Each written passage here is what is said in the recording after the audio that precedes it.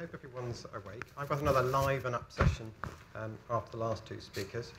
My brief today is to talk about do I need a brain scan every year or not? Now, there are other terms for this, but I'm going to talk about some of the issues about early diagnosis and pre-symptomatic screening that we've done work on and we're continuing to do work on at the moment that have been very much in the press and very contentious in the last few months.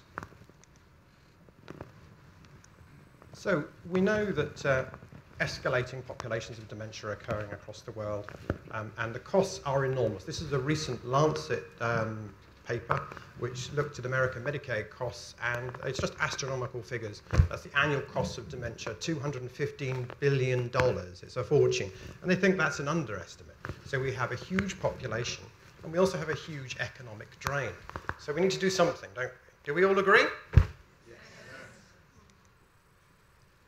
So what's the key, then, to the dementia tsunami? Anyone from the audience?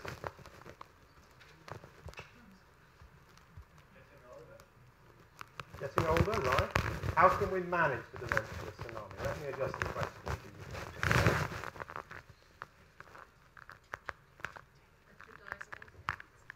Better diagnosis, yeah, that's a good one. I'm here for ideas, because I've got my own ideas, but it's very interesting to hear sort of the audience point of view as well. Yeah, sure. Okay. Yeah, and what sort of treatment do you think?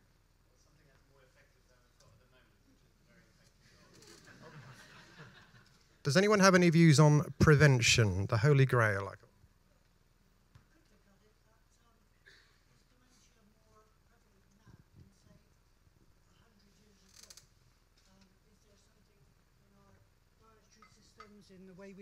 In the way we've behaved in the past, and that has now changed. I mean, we could look at it that dementia has been very much more based around our change of life pattern and foods and such things over the last 40 years. I don't really truly know whether dementia has crept up on us or what. That's a very good point. So I'll show you one of my solutions.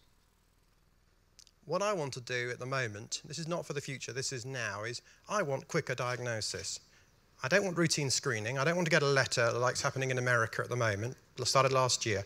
If you're over 75, a letter drops through your door, you go and see your doctor, they check you out, do lots of blood tests, and they ask you 5 questions about your memory, which are always positive, and then they pop you in a brain scanner, and then they tell you it's normal, and it goes round and round and round. It's just started. So I don't think we need that.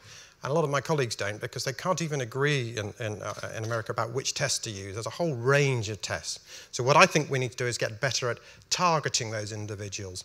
So my vision, and I think the Department of Health shares this, is to look at people who have particular comorbidities or risk areas. When they're coming for their flu shot, when they're coming from their diabetic check, primary care team members, not just doctors, pharmacists even in medication review, perhaps ask about the memory and say to the wife or the carer or to the patient themselves, how's your memory? And use that as an entry point perhaps into a diagnostic system. That is not pre-symptomatic and asymptomatic screening, which I am dead against for the moment, and I'll explain why. There we go. There are these harms. Now, we did some work 3 years ago in the county of Kent. There does seem to be a lot of research going on in Kent at the moment, where we asked 200 55-year-olds in a random list from general practice, would they like to be screened for dementia? Would they like a brain scan every year? And they all said yes. It was ridiculous. And we even asked the GPs. We've got 45 GPs, and we said, would you like to be screened? They all said yes. And then we actually said, OK, would you like to be screened? What about the downside? And they came up with, well, they'd commit suicide if they found they had a diagnosis. They'd get depressed. It was significant. And we compared that with an American population. Now, admittedly, unfortunately, it was downtown Indianapolis, so there were some issues with ethnic mix. But the Americans definitely wanted to have it, which was great. We didn't, because we were worried about these sort of implications. And this is 2 or 3 years old, but others have repeated this. They were worried about damaging their sort of financial perspective. They'd lose their job, wouldn't be able to get a mortgage, insurance. There's no relevant treatment. What can I do? Now, there are things you can do. There are benefits. Now, this slide isn't deliberate, just having a few words on it. It's just there to sort of focus down. There are others. The key benefits seem to be planning for the future. But I say to you that if you haven't got any symptoms, what's the point of planning for the future? Shouldn't it be a thing that we'd all do anyway in preparing as we get older, perhaps? Admit if you've got symptoms, you should plan your care, and if you go to your doctor and get a diagnosis because your memory is poor and it is affecting your life, yeah, these all apply. But if you haven't got any problems, why do you need to think about these things? We don't know if there's any benefit from this, and I'm loosely involved in an American trial at the moment, which will report in 2016, which is looking at this. Can we really say that the harms are worse or better than the benefits? It's a large-scale NIA-funded study in America, and we're hoping to repeat the same in the UK at some point. But I'm saying we really don't know the answers to this. So if we did roll out screening in an unorganised, chaotic manner, we could cause significant problems. Now, before I move on to the next slide, I apologise, I'm an animal lover, so we do get into some animal slides now. And the animals do not represent any of my fellow speakers, I assure you on that. This is my attempt at showing the sort of harms benefits thing. If we come back to, sorry, I'm just going to flip back to that. I'm trying to say by this slide that if we go ahead too far with screening and screen too many people, how do we pay for that? Now, from the audience, do you think it's free to screen people? GPs need to be incentivised. Where's that money coming from? Can anyone tell me? Existing services? Children's services? Orthopaedics? Cuts? I don't know. There's no money there to do that. So we do risk perhaps developing a screening program that is far too expensive and could damage existing care in different parts of the NHS. So that's my overloading potentially. And also the social care system, because now health and social care budgets are being amalgamated gradually. Increasingly, money is being stretched from or transferred into the health service system. And this is the same in the US system as well.